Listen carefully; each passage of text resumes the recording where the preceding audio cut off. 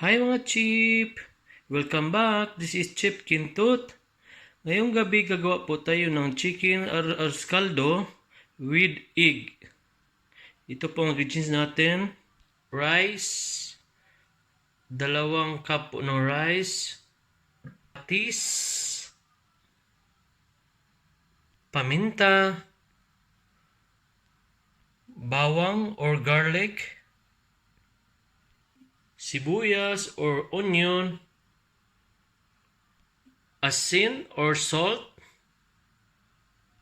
bitchin or ajinomoto, luya or ginger, at saka egg. Anin po na egg pinapakulo ko.